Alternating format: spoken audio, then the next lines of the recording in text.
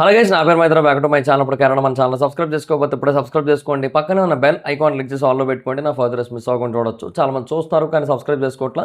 So please try to subscribe, click the bell icon also. So బేసిక్గా ఒక 2-3 నెలల క్రితం జరిగిన ఒక ఇన్సిడెంట్ 2 నెలలు అయ్యింది నాకు తెలిసి. ఎందుకంటే మే 23 వాళ్ళు కనిపించకుండా పోయారు. సో ఇవాళ వచ్చి జూలై 23, సో 2 నెలలే అయింది. అండ్ ఆ జరిగిన ఇన్సిడెంట్ కూడా ఎంత తీవ్ర స్థాయిలో జరిగింది అంటే నేషనల్ వైడ్గా ఒక బెంచ్ మార్క్ని సెట్ చేసింది. సో అలాంటిది ఏదైనా ఒక ఇన్సిడెంట్ కనుక మళ్ళీ జరిగినట్టయితే దాన్ని ఈ ఇన్సిడెంట్తో పోలుస్తూ మరొక మేఘాలయ హనీమూన్ కేస్ అని చెప్పేటటువంటి తీవ్ర స్థాయిలో జరిగింది. అది ఇప్పటికే మీకు అర్థమై ఉంటుంది దేని గురించి మాట్లాడుతున్నాను, ఈ మేఘాలయ హనీమూన్ కేసు గురించి. సో మేఘాలయ హనీమూన్ కేసు మే 23వ తారీఖున వాళ్ళిద్దరూ కనిపించకుండా పోయారు హనీమూన్కి వెళ్ళిన టైంలో. సో ఈ రాజా రఘువంశీ యొక్క శరీరం జూన్ 2వ తారీఖున కనబడింది. ఆ తర్వాత కొద్ది రోజులకి, ఒక వారం రోజులకి అలాగా ఈ సోనం రఘువంశీ ఎవరైతే ఉన్నదో ఆవిడని బేసిక్గా పోలీసులు అదుపులో తీసుకున్నారు. అంటే ఆవిడే లొంగిపోయింది. సో అప్పటి నుంచి ఆవిడ బేసిక్గా జైల్లోనే ఉందని మనలో చాలామంది అనుకుంటూ ఉన్నారు. కానీ చాలామందికి తెలియని విషయం ఏంటంటే సోనం రఘువంశీ కేవలం కొద్ది రోజులు మాత్రమే జైల్లో ఉంది. ఓకే, జూన్లో ఆమెను అరెస్ట్ చేసిందే జూన్ 9నో జూన్ 10నో. సో ఆ తర్వాత కేవలం కొద్ది రోజులు మాత్రమే జైల్లో ఉన్న తర్వాత షిల్లాంగ్ కోర్ట్ ఏదైతే ఉందో, అంటే బేసిక్గా లోకల్ కోర్ట్ లాంటిది, సో ఆ కోర్ట్ ఏదైతే ఉందో ఆమెకి బెయిల్ జారీ చేసింది, బెయిల్ మంజూరు చేసింది. ఎందుకు మంజూరీ చేసింది? బేసిక్గా పోలీసులు ఏదైతే ఎఫ్ఐఆర్ ఫైల్ చేశారో ఆ ఫైల్ చేసిన ఎఫ్ఐఆర్లో కొన్ని తప్పులు ఉన్నాయి. ఎస్పెషల్లీ ఒకే ఒక్క మిస్టేక్, కొంచెం పెద్ద బ్లండర్ మిస్టేక్ అయింది. బేసిక్గా ఆమె మీద పెట్టాల్సిన సెక్షన్ ఏంటంటే భారతీయ న్యాయ సంహిత ప్రకారం సెక్షన్ 103 పెట్టాల్సి ఉంది. కానీ వీళ్ళు పెట్టింది ఏంటి, సెక్షన్ 403 పెట్టారు బై మిస్టేక్. సో 403 అనేది ఈమె కేసుకు సంబంధించింది కాదు కదా. సో 103 మాత్రమే ఈమె కేసుకు సంబంధించింది కాబట్టి ఇన్అప్రోప్రియేట్ ఎఫ్ఐఆర్ ఫైల్ చేశారు కాబట్టి. సో ఇప్పుడు ఆమె బేసిక్గా ఒక లాయర్ని కాంటాక్ట్ అవుదామన్నా, ఈ కేసు గురించి ఏదైనా లైక్ అంటే ఈ బెయిల్ పిటిషన్లు పెట్టుకోవాలనుకున్నా, లేదంటే విచారణ అనేది జరగాలన్నా, సో వీటన్నిటికీ కూడా ఒక ప్రాపర్ క్లారిటీ లేకుండా పోయింది. పోలీసులు ఏదైతే ఎఫ్ఐఆర్ రిజిస్టర్ చేశారో దాంట్లో ఉన్న మిస్టేక్స్ కారణంగా. సో అది ఆమె తప్పు కాదు కాబట్టి ఇప్పుడు అది మొత్తం సార్ట్ అవుట్ అయ్యేంత వరకు కూడా ఆమె బెయిల్ మీద బయటే ఉండొచ్చు. కాకపోతే షిల్లాంగ్ దాటి బయటకు వెళ్ళకూడదని చెప్పి ఒక తీర్పు ఇచ్చింది. ఎంత దిక్కుమాలిన తీర్పు అది. సరే, పోలీసులు మిస్టేక్ ఉందని కాదనట్లేదు, but at the same time చాలా స్పష్టంగా ఆవిడే లొంగిపోయింది కదా, ఓకే మేము చేసాము అని చెప్పి. సో అలాంటప్పుడు ఇంకా అందులో ఈ సెక్షన్లు ఎలా ఉంటాయి ఏంటి. సో అది బేసిక్గా షిల్లాంగ్ కోర్టుకి అర్థం కాలేదు. అప్పటికే ఒక 3 సార్లు ఆమె బెయిల్ పిటిషన్ రిజెక్ట్ అయ్యింది. 4వసారి ఈ పాయింట్ పట్టుకొచ్చారు. ఈ పాయింట్ పట్టుకొని వచ్చి వాదించేసరికి బేసిక్గా కోర్టు సరే అని చెప్పి బెయిల్ మంజూరు చేసింది. సో దాన్ని బేసిక్గా మళ్ళీ మేఘాలయ హైకోర్టులో ఛాలెంజ్ చేశారు ఆ తీర్పుని. మేఘాలయ హైకోర్టు కూడా సేమ్ అదే తీర్పు ఇచ్చింది. షిల్లాంగ్ హైకోర్టు ఏదైతే చెప్పిందో అదే పాయింట్ మెన్షన్ చేస్తూ, మీరు బేసిక్గా ఎఫ్ఐఆర్లో తప్పులు తడకలు ఎందుకు ఉండాలి, మీరు ఆ మాత్రం కరెక్ట్గా చేయలేరా, ఆ ఒక్క పనైనా కరెక్ట్గా చేసి ఉంటే అసలు ఈ ప్రాబ్లమే రాకపోను కదా. సో మిస్టేక్ మీ సైడ్ ఉంది కాబట్టి ఇక్కడ ఆమెది, అంటే ఆమె తప్పు ఉన్నప్పటికీ కూడా ఆమె ఇప్పుడు జైల్లో ఉండడానికి కరెక్ట్ కాదు ఆమె జైల్లో ఉండడం అనేది. సో అందుకే ఆవిడ బెయిల్ మీద బయటే ఉండొచ్చు అని చెప్పి మళ్ళీ ఆవిడకి బెయిల్ అయితే మంజూరు చేశారు. ఈమె కూడా బయటకి ఎక్కువ వెళ్ళొద్దని చెప్పి రిస్ట్రిక్షన్స్ అయితే పెట్టారు. బట్ అంటే ఇక్కడ కూడా అదే చెప్పారు తప్పిస్తే మళ్ళీ ఆ బెయిల్ అయితే క్యాన్సిల్ చేయలేదు. సో బెయిల్ క్యాన్సిల్ చేయకపోయిన తర్వాత మేఘాలయ గవర్నమెంట్ ఏంటంటే చాలా సీరియస్ ఉంది ఈ కేసు మీద. ఎందుకంటే ఇలాంటి వాళ్ళకి తగిన శిక్ష పడితేనే కదా బేసిక్గా ఫర్దర్గా ఇలాంటివి చేయాలంటే ఎవరికైనా సరే వణుకు పుట్టేది. సో అందుకని చెప్పి మేఘాలయ కోర్టు ఏం చేసింది, ఇమీడియట్గా ఈ తీర్పు జూన్ 29న వచ్చింది మేఘాలయ హైకోర్టు తీర్పు. సో జూన్ 29న ఇమీడియట్గా మేఘాలయ హైకోర్టు సుప్రీంకోర్టులో దీని గురించి ఛాలెంజ్ చేసింది. సుప్రీంకోర్టులో మేఘాలయ గవర్నమెంట్ పిటిషన్ వేసింది. అంటే ఎవరో రాజా రఘువంశీ వాళ్ళ మదర్ కూడా బేసిక్గా దాని విషయంలో చాలా సీరియస్గా ఉన్నారు ఆ తీర్పుల విషయంలో. ఇదేమి న్యాయ వ్యవస్థ, తప్పు, నా కొడుకేమో చనిపోయాడు, అక్కడ హత్య చేసిన పిల్లేమో ఇంత దర్జాగా ఇంత స్వేచ్ఛగా తిరుగుతోంది, ఇంట్లోనే ఉంటోంది, హాయిగా ఉంటోంది, ఈ ఏమి న్యాయ వ్యవస్థ ఇదని చెప్పి ఆవిడ కూడా బాధనైతే వ్యక్తపరిచింది. ఆ తర్వాత బేసిక్గా మేఘాలయ గవర్నమెంట్ సీరియస్గానే ఉంది కాబట్టి వాళ్ళు కూడా ఈ కేసు విషయంలో వాళ్ళు బేసిక్గా సుప్రీంకోర్టుకి అయితే వెళ్ళారు. సుప్రీంకోర్టు బేసిక్గా దీని గురించి విచారించింది. ఒక బెంచ్ ఉంది, అంటే 2 జడ్జిలు ఉన్నారు. So MM Sundaresh, PB Varale, so వీళ్ళిద్దరు కూడా జడ్జెస్ అనమాట. సో వీళ్ళిద్దరు కూడా దాని గురించి మొత్తం అంతా కూడా విన్నారు. అండ్ మొత్తం అంతా కూడా విన్న తర్వాత వాళ్ళు ఫైనల్గా ఇచ్చిన తీర్పు ఏంటి అంటే ఆమెకు ఒక 3 వారాల్లో లొంగిపోమని చెప్పారనమాట. 3 వారాల్లో వచ్చి జైలుకు అయితే వచ్చేయమని చెప్పారు. సో ఇంకా తీసుకున్న రెస్ట్ చాలు. బట్ ఇప్పుడు కూడా ఇమీడియట్గా నీకు ఎందుకు చెప్పట్లేదు అంటే యూనో, అంటే నెక్స్ట్ డే నుంచి అలా చేయడం అనేది కరెక్ట్ కాదనేది భారతదేశ వ్యవస్థలో ఉంది. సో ఇంకా అందుకని చెప్పి ఇంకా ఆ డెసిషన్ అయితే తీసుకొని 3 వారాల టైం అయితే ఇచ్చారు. సో వాళ్ళు అక్కడ చెప్పిన పాయింట్ ఏంటంటే, ఇలాగ ఈమె గనక బయట గనక ఉన్నట్టయితే, ఏదైతే ట్రయల్ నడుస్తుందో అంటే విచారణ జరుగుతుందో ఇప్పుడు ప్రస్తుతం ఆ ఇన్సిడెంట్ గురించి, సో దాన్ని కొంచెం ఆవిడ తారుమారు చేసే అవకాశం ఉంది. అది కష్టతరం అవుతది ఆ ట్రయల్ అనేది కొనసాగడం. అండ్ ఆవిడ బేసిక్‌గా సాక్షుల్ని కూడా భయపెట్టే అవకాశాలు కూడా ఉంటాయి. ఎందుకంటే ఇప్పుడు ఎంత కాదన్నా ఒకడిని చంపేసింది ఆవిడ. సో వేరే వాళ్ళని చంపేదని గ్యారంటీ ఏముంది? అప్పుడు కూడా మనుషుల్ని హైర్ చేసుకొని మరి కొట్టించి, కొట్టించి చంపింది. సో ఇవన్నీ మనం చూసాం. సో అట్లాంటి ఒక మైండ్ సెట్ ఉన్న ఆవిడ ఇప్పుడు బయటికెళ్ళి సాక్షులను తారుమారు చేయదన్న గ్యారంటీ ఏముంది? సో అందుకని బేసిక్‌గా ఈ విషయాన్ని దృష్టిలో పెట్టుకొని సుప్రీంకోర్ట్ అయితే చెప్పిందనమాట. సో ఆవిడ ఆవిడ గనక బయటే ఉన్నట్టయితే కరెక్ట్ కాదు. సో అది బేసిక్‌గా అంటే ఏదైతే విచారణ జరుగుతుందో దానికి అడ్డంకులు ఎదురయ్యే అవకాశం ఉంటుంది ఆవిడ గనక బయట ఉన్నట్టయితే అని చెప్పింది. సో బేసిక్‌గా విచారణలో కూడా ఏమేమి డిస్కషన్స్ జరిగాయి యాక్చువల్‌గా గవర్నమెంట్ తరపు వాళ్ళు చెప్పింది ఏంటంటే, అంటే పోలీస్ వ్యవస్థ తరపు వాళ్ళు చెప్పింది ఏంటంటే, సెక్షన్ 403 ఏదైతే పెట్టారో 103 బదులు అది జస్ట్ బేసిక్ మిస్టేక్ అది. అండ్ ఇంకొకటి ఆమె ఏదైతే నా మీద ఇప్పుడు పెట్టిన తప్పుడు సెక్షన్ల కారణంగా నేను బేసిక్‌గా ప్రాపర్‌గా అప్లై చేసుకోలేకపోతున్నాను బెయిల్‌కి గానీ, లేదంటే నా తప్పేమీ లేదని ప్రూవ్ చేసుకోవడానికి గానీ, దేనికైనా సరే నేను సరిగ్గా చేసుకోలేకపోతున్నానని చెప్తోంది. కానీ నిజానికి ఆ టైంకి ఆమె లొంగిపోయింది గదా! తప్పు నేనే చేశానని చెప్పి. మరి అలాంటి పరిస్థితుల్లో ఇంకా ఆవిడకి ఈ సెక్షన్లతో పనేముంది? ఇంకా ఆవిడకి చెప్పాల్సిన అవసరం కూడా ఏముంది? పొరపాటైతే జరిగింది కాదనట్లేదు. కాకపోతే దానికి 2 ఆప్షన్స్ ఉన్నాయి. ఒకటి కావాలంటే ఫ్రెష్‌గా ఒక ఎఫ్ఐఆర్ అయితే రిజిస్టర్ చేయాల్సి ఉంటుంది. అండ్ అలా రిజిస్టర్ చేసిన తర్వాత మళ్ళీ అదుపులో తీసుకోవాల్సి ఉంటుంది. లేదంటే 2 ఇది జస్ట్ ఒక బేసిక్ మిస్టేకే అని చెప్పి దీన్ని కన్సిడర్ చేసి, ఆ తర్వాత ఆమె మీద ఏవైతే సెక్షన్స్ ఉన్నాయో 103 పెట్టాల్సి ఉందో అది కంటిన్యూ చేసుకుంటూ ఓ పక్క, బట్ ఎఫ్ఐఆర్‌లో మటుకు ఇదొక మిస్టేక్ జరిగినట్టుగా నోటీస్ చేసి దానికి బదులుగా ఇంకొక ఆల్టర్‌నేట్ ఏదైనా సరే మెన్షన్ చేసుకోవచ్చు. సో అలాగా కూడా చేయొచ్చు అన్నట్టుగా కూడా వ్యక్తపరిచారనమాట. సో బేసిక్‌గా గవర్నమెంట్ తరపు వాళ్ళైతే చాలా క్లియర్‌గా చెప్పారు. అది జస్ట్ చాలా చిన్న మిస్టేక్, అది పెద్ద మిస్టేక్ ఏం కాదని. కాకపోతే ఇంతకుముందు ఈ తీర్పు ఇచ్చిన షిల్లాంగ్ కోర్ట్ గానీ, మేఘాలయ హైకోర్ట్ గానీ అది చాలా పెద్ద మిస్టేక్ అన్నట్టుగా చెప్పారు. అది నేను ఒప్పుకుంటా అది మిస్టేకే. బట్ ఈవిడ చేసిన మిస్టేక్ అంటే కాదు కదా! ఈవిడ చేసిన తప్పు ముందు వాళ్ళు చేసిన తప్పు ఎంత? సో అంత చిన్న తప్పును పట్టుకొని ఇంత పెద్ద తప్పు చేసిన ఆవిడని బయటకు వదలడం అనేది మూర్ఖత్వం అనే అంటాను నేనైతే మటుకు. సో బేసిక్‌గా ఇప్పుడు ఆవిడని బయటకు వదిలారు కదా! సో కోర్ట్ అయితే దాని గురించే మాట్లాడిందనమాట. సో వాళ్ళు చేసిన ఒక చిన్న మిస్టేక్‌ని దృష్టిలో పెట్టుకొని ఈవిడ్ని ఇట్లా బయటకు వదిలేయడం అనేది కరెక్ట్ కాదు. ఈవిడ ఇలాగ బయట తిరగడం అనేది కూడా కరెక్ట్ కాదు. సో ఏదైతే ట్రయల్ నడుస్తుందో, విచారణ జరుగుతుందో, ఆ విచారణని ఆవిడ ఇన్‌ఫ్లుయెన్స్ చేసే అవకాశం ఉంది.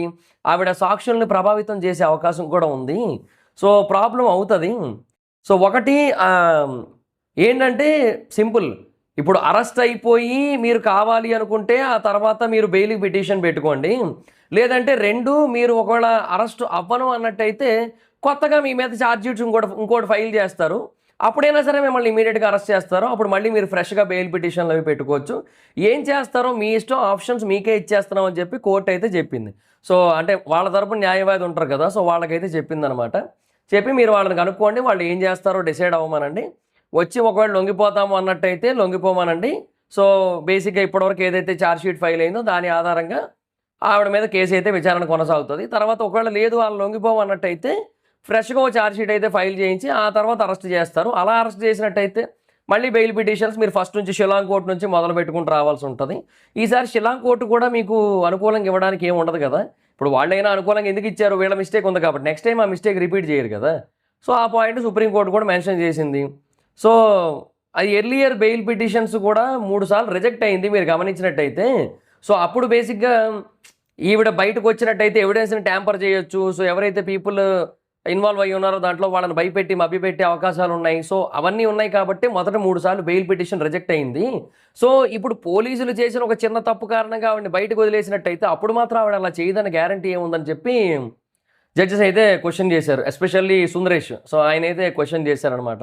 సో జూన్ 9న అరెస్ట్ అయింది ఆవిడ. నాకు అదే అండి జూన్ 9తో 10తో అంటున్నాను కదా! జూన్ 9థ్ కింద బుల్లెట్ పాయింట్స్ అన్నీ రాసుకున్నాను ఒక్కొక్కటి. సో ఆర్డర్ వైజ్‌గా లేవు కొన్ని. అందువల్ల నాకు ఎగ్జాక్ట్‌గా డేట్ అయితే ముందు స్ట్రైక్ అవ్వాలి. బట్ నాకు బ్రెయిన్‌లో తిరుగుతూ ఉంటది కదా! సో ఆ డేట్‌కే అరెస్ట్ అయింది ఆవిడ. సో ఇప్పుడు పాయింట్ ఏంటి అంటే ఈవిడ బేసిక్‌గా మళ్ళీ అరెస్ట్ అవ్వడానికి కోర్ట్ అయితే టైం ఇచ్చింది. ఒక 3 వారాల పాటు టైం అయితే ఇచ్చింది. So senior advocate Ardhendu Mouli Prasad. Pavendu Mouli కాదా? సరే ఏమోలెండి.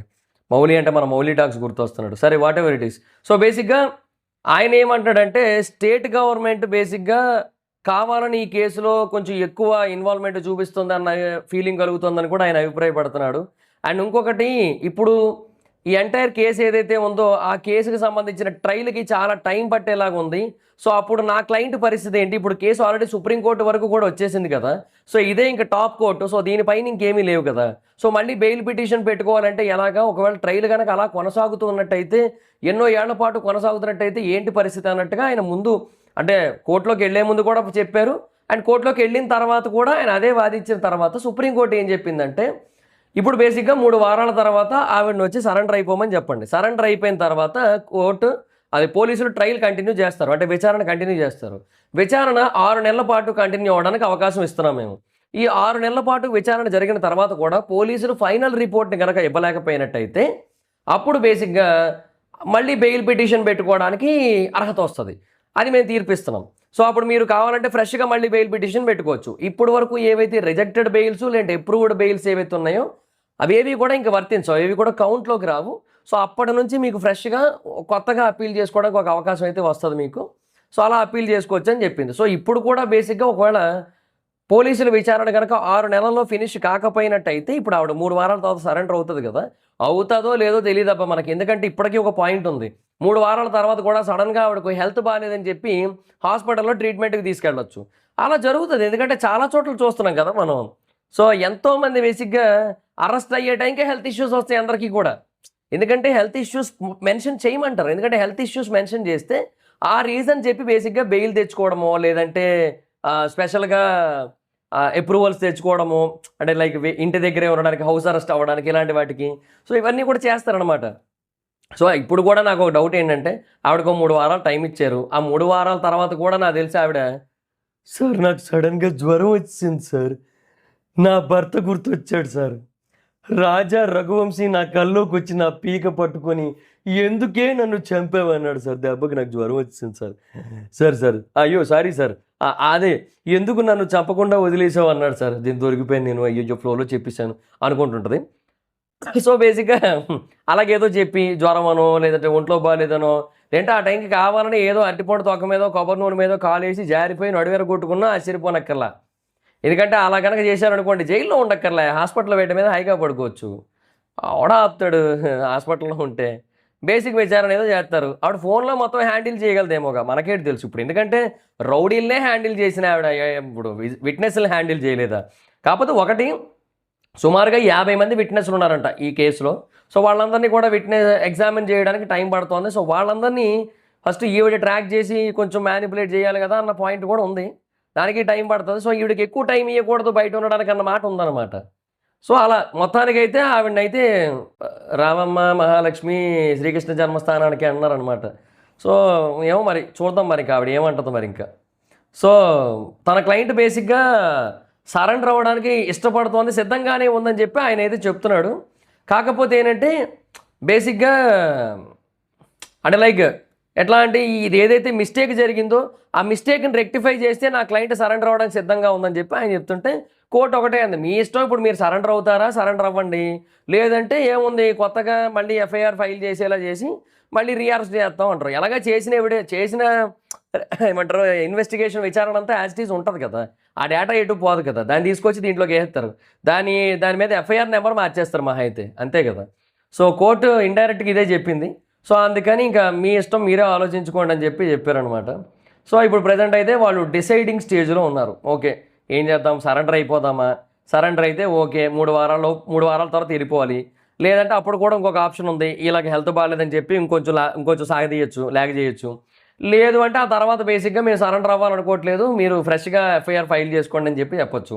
సో, అప్పుడు ఫ్రెష్‌గా ఎఫ్ఐఆర్ ఫైల్ చేయడానికి అన్నిటికి టైం పడతది కాబట్టి మళ్ళీ ఆ గ్యాప్ కూడా దొరుకుతది మనకి. ఈ గ్యాప్‌లో మనం యాంటిసిపేటరీ బెయిల్‌కి ట్రై చేయొచ్చు. ఇలాంటి వాదనలేమో ఉన్నాయి కానీ బట్ ఇప్పుడు కోర్ట్ బేసిక్‌గా యాంటిసిపేటరీ బెయిల్ కూడా పర్మిషన్ ఇవ్వదులెండి. ఇప్పుడు ఈ టైంలో ఇవ్వదు కదా! ఓకే. సో, అది మొత్తానికి ఏదైనా సరే ఆవిడ ఒక 4 వారాల్లో ఖచ్చితంగా మళ్ళీ సరెండర్ అయిపోవాల్సి ఉంటుంది. జైలుకైతే ఎళ్లాల్సి ఉంటుందనమాట. సో, అది బేసిక్‌గా ఇప్పుడు ఈ సోనం రఘువంశీ విషయంలో అంటే ఈ మేఘాలయ హనీమూన్ కేసులో సుప్రీం కోర్ట్ ఇచ్చిన కొత్త తీర్పు అండ్ ఈవిడకి ఇచ్చిన జలక్ అనమాట ఒక రకంగా. సో, బేసిక్‌గా షిల్లాంగ్ హైకోర్టు, మేఘాలయ హైకోర్టు అమ్మో నా సైడే ఉన్నాయి. నేను హ్యాపీగా ఎప్పుడు షిల్లాంగ్ హైకోర్టు అప్పుడెప్పుడో తీర్పిచ్చింది. జూను 20 6నో 25నో తీర్పిచ్చింది Shillong high court. Shillong court. Shillong judicial court. So, అప్పటి నుంచి ఆవిడ బయటే ఉంది. అంటే దగ్గరగా నెల రోజులుగా ఆవిడ హ్యాపీగా బయట తిరుగుతోంది. ఆవిడ జైల్లో ఉన్నది 20 రోజులే. 20 రోజులు కూడా లేదయ్యా. జూన్ 9న అరెస్ట్ అయింది ఆవిడ. అప్పటిదాకా మేఘాలయలో రెండో హనీమూన్ కంటిన్యూ చేసింది ఆవిడ. సో, జూన్ 9, జూన్ 25 అనుకోండి. 16 రోజులు ఉందంతే. హ్యాట్స్ ఆఫ్ అయ్యా మన సిస్టమ్‌కి. ఏం చేయలేము ఇంకా. ఏమంటాం ఇంకా. ఏమనంటే ఆ న్యాయ వ్యవస్థ ఇలాగే ఉంటది. సడెన్‌గా మీరు చెప్పినట్టు డెసిషన్ తీసుకోలేమంటారు. That's it guys. This the video. మీ అభిప్రాయం ఏంటో చెప్పండి ఈ Meghalaya honeymoon case latest update మీద. So that's it guys. This the video. Video మీకు నచ్చితే లైక్ చేసి వీడియోని షేర్ చేయనప్పుడు కారణం మన ఛానల్ సబ్స్క్రైబ్ చేసుకోకపోతే ఇప్పుడే సబ్స్క్రైబ్ చేసుకోండి. పక్కనే ఉన్న బెల్ ఐకాన్ క్లిక్ ఆల్‌లో పెట్టుకోండి. నా ఫర్దర్స్ మిస్ అవ్వకుండా చూడొచ్చు. చాలా మంది చూస్తున్నారు కానీ సబ్స్క్రైబ్ చేసుకోవట్లా. So please try to subscribe click the bell icon also. Instagram ID జార్స్ మీద అక్కడ వచ్చి ఫాలో అవ్వచ్చు. థాంక్యూ సో మచ్ గా. బాయ్. Next video. బాయ్.